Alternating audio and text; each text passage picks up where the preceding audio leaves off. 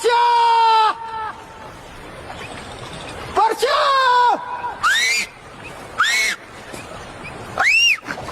दगड तस का करते रे?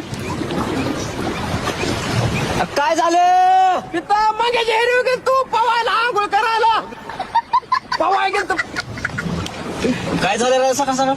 घरी साबण लावून इकडे पळून आलं काय? तिकडून आले आरची लागा मला काढलं बाहेर हाकलून. अरे लंगडा काय ऐकू आहे ना मला? लंगडास काय करते रे काय चावलं बिवलं काय त्याला?